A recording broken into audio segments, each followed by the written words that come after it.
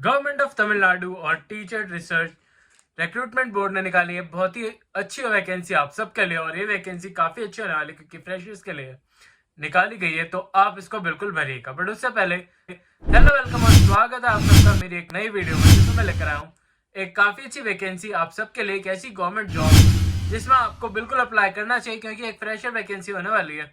साथ ही साथ इसमें 130 प्लस वैकेंसीज निकाली गई हैं, तो ये काफी अच्छा नंबर आपको देखने को मिल रहा है, स्पेशली एक गवर्नमेंट जॉब के लिए या फिर बात करें गवर्नमेंट वैकेंसी के लिए, तो आप इस वैकेंसी को बिल्कुल मिस आउट नहीं कर सकते। और अगर आपने अभी तक इसको नहीं देखा है और इसके बारे में नहीं जानते हो तो इस वैकेंसी को जरूर देखिएगा। चलिए बात करते हैं इस वैकेंसी के बारे में, जो कि निकाली है गवर्नमेंट ऑफ तमिलनाडु में। ये टीचर रिक्रूटमेंट बोर्ड की तरफ से वैकेंसी निकाली गई है, जो कि असिस्टेंट प्रोफेसर की वैकेंसी होने वाली है आपकी। ये 3 अलग अलग वैकेंसी निकाली गई है, एक assistant professor academic level 13A की, और फिर असिस्टेंट प्रोफेसर एकेडमिक लेवल की, और थर्ड है आपकी प्री लॉ एकेडमिक लेवल की।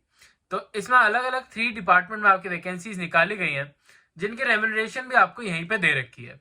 अगर रेम्यूनरेशन की बात करी जाए तो फर्स्ट वाली एक वैकेंसी के लिए आपकी रेम्यूनरेशन होने वाली है 1,30,140 रुपीज से लेकर आपकी 2,17,100 रुपीज तक। तो ये काफी अच्छा आपको अमाउंट देखने को मिल रहा है आपकी रेम्यूनरेशन के लिए। अगर आगे चलते बात करें तो असिस्टेंट प्रोफेसर की जो सेकंड वैकेंसी निकाली गई है, उसकी आपकी सैलरी होने वाली है 68,900 से लेकर 2,05,500 तक। और लास्ट जो आपकी प्री लॉ की आपके एकेडमिक प्रोफेसर की वैकेंसी निकाली गई है, उसकी आपकी जो रेम्यूनरेशन होने वाली है वो होने वाली है आपकी 57,700 से लेकर 1,82,400 तक। तो ये काफी अच्छा आपको रेम्यूनरेशन का पार्ट देखने को मिल रहा है। साथ ही साथ अगर हम बात करें टोटल वैकेंसीज के बारे में, तो यहाँ पर टोटल वैकेंसी फर्स्ट वाली वैकेंसी निकाली गई 8 वैकेंसीज। सेकंड जो आपकी असिस्टेंट प्रोफेसर की वैकेंसी है उसके लिए निकाल रखी है आपके लिए 64 वैकेंसीज, और लास्ट में निकाल रखी है आपकी 60 vacancies for the pre law आपके असिस्टेंट प्रोफेसर के लिए।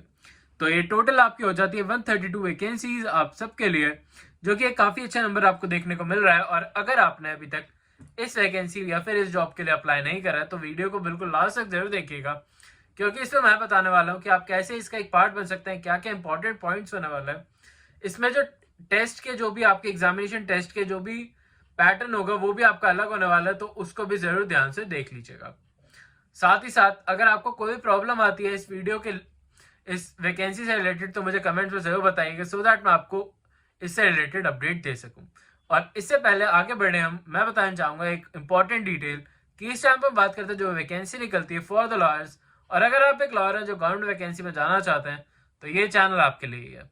अभी आपको इस चैनल को सब्सक्राइब कर देना चाहिए, वीडियो को लाइक कर देना चाहिए और बेल आइकन प्रेस आउट जरूर कर लीजिएगा, सो दैट आप अपडेटेड वीडियो टाइमली बेसिस पे देख सकें और उनको आप मिस आउट ना कर दें। साथ ही साथ मैं बताना चाहूंगा कि अभी हम कर रहे हैं 100 डेज चैलेंज, जिसमें 100 डेज तक मैं रेगुलर बेसिस पे आपके लिए वीडियो लेकर आता रहता हूँ, तो उसको सपोर्ट करने के लिए अभी चैनल को सब्सक्राइब कर लीजिए। साथ ही साथ वीडियो को लाइक जरूर कर दीजिएगा। वीडियो पे लाइक का गोल रख रहा हूँ मैं 100 लाइक्स का गोल, तो उसे जल्दी से जल्दी पूरा कर दीजिए, so that we got motivation और हम आपके लिए और भी अच्छी अच्छी वीडियोस लेकर आते रहें। साथ ही साथ अभी आने वाले 15 या 10 डेज में आप ऐसी काफी सारी वैकेंसीज और भी आने वाली हैं जिनको आप बिल्कुल मिस आउट नहीं कर सकते, तो उनको भी अपडेट रहने के लिए बेल आइकन प्रेस आउट जरूर कर लीजिएगा।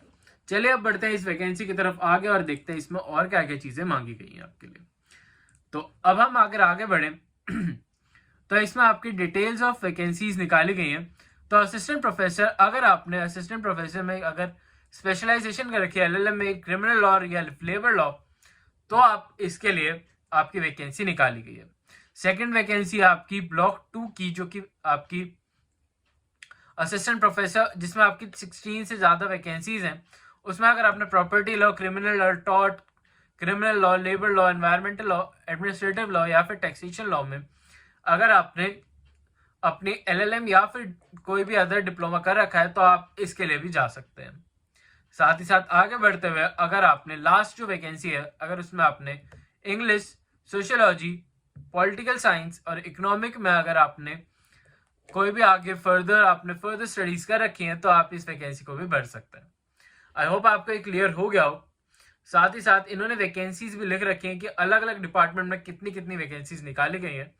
जैसे कि बिजनेस लॉज में एक वैकेंसी, क्रिमिनल लॉज के लिए एक वैकेंसी, आपकी प्रॉपर्टी लॉज के लिए एक वैकेंसी, लेबर लॉ के लिए, एडमिनिस्ट्रेटिव आपका कॉन्स्टिट्यूशनल लॉ, इंटरनेशनल लॉ और एनवायरमेंटल लॉ के लिए एक एक वैकेंसी निकाली गई है। साथ ही साथ आपकी अगर हम बात करें असिस्टेंट प्रोफेसर की, तो इसमें भी अलग अलग डिपार्टमेंट में काफ़ी सारी अलग अलग वैकेंसीज निकाली गई हैं। और हम इन सबको आपको आप देख सकते हैं वीडियो को पॉज करके। अगर हम लास्ट वाली वैकेंसी की बात करें असिस्टेंट प्रोफेसर वाली, जिसमें प्री लॉ के आपको इसमें एक्सपीरियंस भी ज़्यादा मांगा गया है, तो इसमें आपको इंग्लिश के लिए आपके 9 वैकेंसीज, सोशियोलॉजी के लिए 6 वैकेंसीज, पॉलिटिकल साइंस के लिए 18 वैकेंसीज और इकोनॉमिक्स के लिए 8 वैकेंसीज निकाली गई हैं। तो इन्होंने काफ़ी अच्छे से आपको बता दिया है। अगर आई होप आपको ये प्रॉब्लम कोई ना आ रही हो, अगर फिर भी आपको कोई प्रॉब्लम आती है तो मुझे कमेंट में ज़रूर बता दीजिएगा। अब हम बात कर लेते हैं इसकी कि आप इसको कैसे अप्लाई कर सकते हो, क्या क्या एज लिमिट इसमें रखी गई है। तो अगर हम बात करें एज लिमिट की, तो असिस्टेंट प्रोफेसर के लिए आपकी एज लिमिट रखी गई है 45 ईयर्स की। अगर आपकी एज 45 से कम है ऑन 1/7/2025 से पहले तो आप इस वैकेंसी के लिए बिल्कुल अप्लाई कर सकते हैं और इसका एक पार्ट बन सकते हैं। और अगर आपको फिर भी अगर इसमें कोई भी डाउट आता है तो मुझे कमेंट में जरूर बता सकते हैं। साथ ही साथ अगर हम बात करें असिस्टेंट प्रोफेसर की और assistant professor in pre law department के बारे में, तो अगर आपकी एज 40 ईयर्स से कम है तो आप इस वैकेंसी के लिए बिल्कुल जा सकते हैं। इसमें भी आपका 1/7/2025 से पहले की एज को आपको कंसीडर करा जाएगा। तो उससे पहले की एज अगर आपकी 40 से कम है तो आप इस वैकेंसी को बिल्कुल अप्लाई करिएगा। साथ ही साथ इसमें कोई भी आपको रिलैक्सेशन प्रोवाइड नहीं कराया गया है, सिर्फ एक्स सर्विसमैन के लिए आपको रिलैक्सेशन प्रोवाइड कराया हुआ है। अगर हम बात करें इसमें असिस्टेंट प्रोफेसर के लिए जो आपके एलिजिबिलिटी की बात करी गई या फिर एजुकेशन क्वालिफिकेशन की, तो उसको भी जल्दी से देख लेते हैं। अगर असिस्टेंट प्रोफेसर की बात करें तो अगर आपने कोई मास्टर डिग्री कर रखी है या फिर आपने LLM कर रखी है तो आप इसके लिए बिल्कुल जा सकते हैं। साथ ही साथ आपने जो भी आपकी एलिजिबिलिटी है या फिर आपने जो भी आपने अपनी LLM कर रखी है उसमें आपको कोई भी एक्सपीरियंस की ज़रूरत नहीं होगी। साथ ही साथ अगर आपके पास 55% से ज़्यादा मार्क्स है तभी आप इस वैकेंसी को भर पाएंगे। बस इसमें यही चीज़ मांगी गई, आपसे कोई एक्सपीरियंस नहीं मांगा गया। साथ ही साथ अगर आप SC ST से बिलोंग करते हैं तो आपका 50% से ज़्यादा मार्क्स होने चाहिए तभी आप इस वैकेंसी को भर पाएंगे। अगर हम बात करें कैंडिडेट ने अगर मास्टर डिग्री कर रखी है किसी भी प्राइवेट स्टडी इंस्टीट्यूशन से या फिर आपने कोई डिस्टेंस बोर्ड से कर रखी है तो आप इस वैकेंसी को नहीं भर पाएंगे। इसका भी ध्यान जरूर रखिएगा। आपकी जो भी LLM होनी चाहिए वो रेगुलर बेसिस की होनी जरूरी है। और साथ ही साथ अगर आपने 1 ईयर की डिग्री ली हुई है इन LLM कोर्स तो भी आप इस वैकेंसी को नहीं भर पाएंगे। तो इस बात का ध्यान भी जरूर रखिएगा कि आपने LLM 2 ईयर्स वाली कर रखी हो तभी आप इस वैकेंसी का एक पार्ट बन पाएंगे और इस जॉब के लिए अप्लाई कर सकते हैं।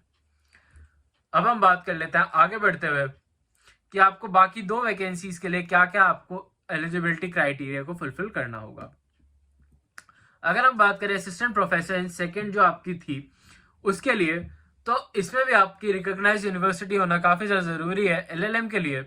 साथ ही साथ आपके 55% से ज़्यादा मार्क्स आने ज़रूरी है।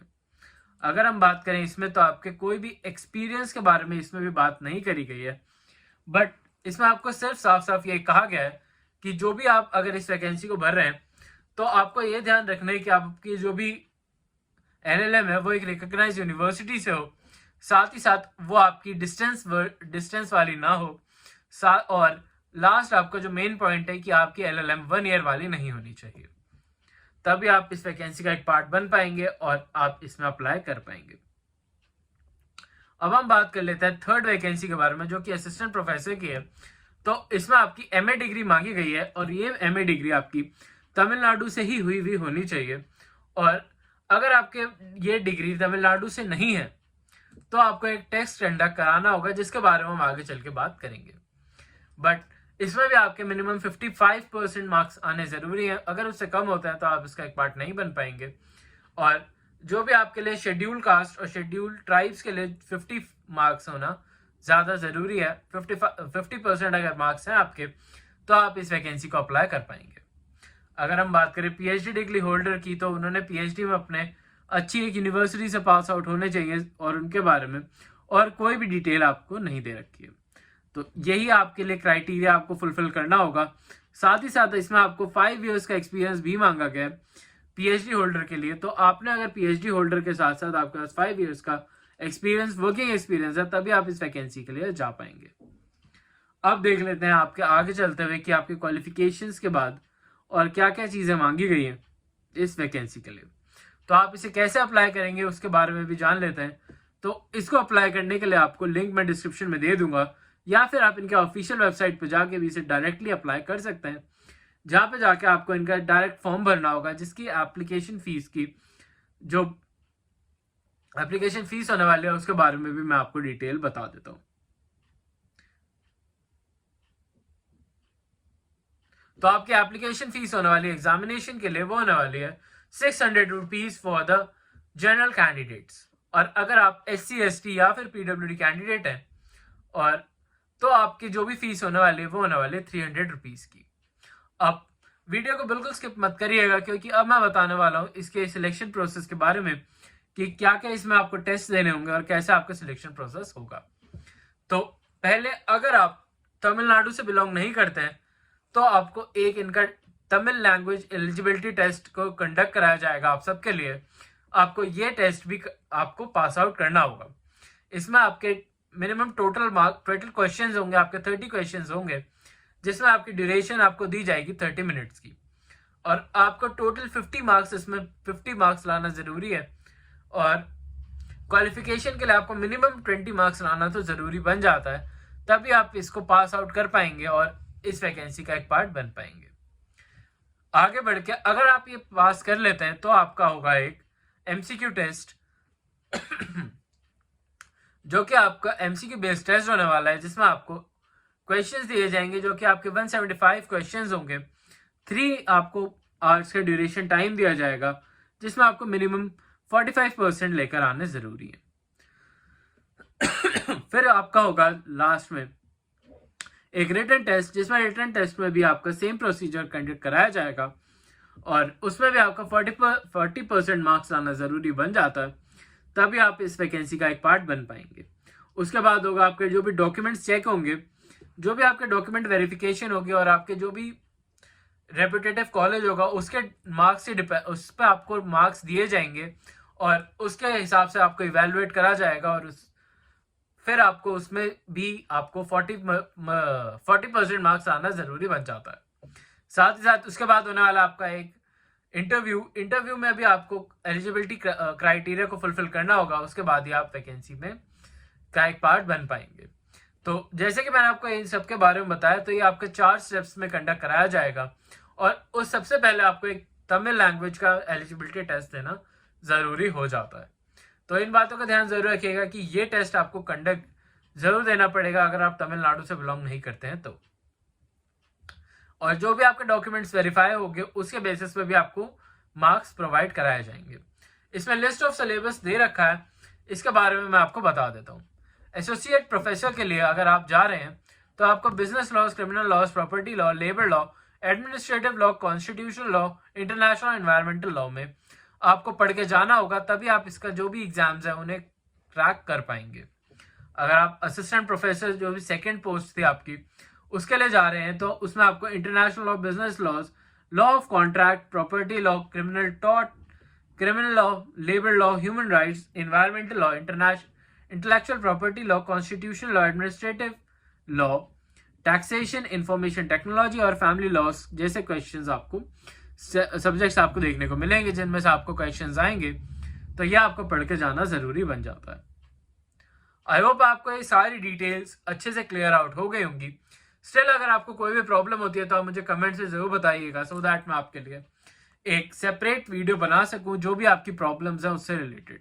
बट ये वैकेंसी काफ़ी अच्छी वैकेंसी देखने को मिल रही है, तो आप इसे बिल्कुल मिस आउट नहीं कर सकते। और अगर आपको स्टिल कोई भी इसका फॉर्म फिल आउट करने में या फिर आपको कोई भी डिटेल ऐसी है जो पूरी तरह आपको नहीं समझ आई है, तो आप मुझे कमेंट्स में जरूर बताइएगा।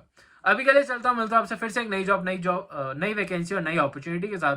तब तक आप हमारी जनवरी प्लेलिस्ट में चेकआउट कर सकते हैं।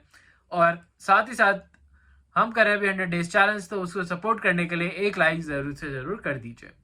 अभी के लिए चलता हूँ, मिलता हूँ आपसे कल फिर से एक नई वैकेंसी के साथ। तब तक के लिए बाय, और तब तक आप ये सारी जॉब भी देख सकते हैं। अभी के लिए चलता हूँ।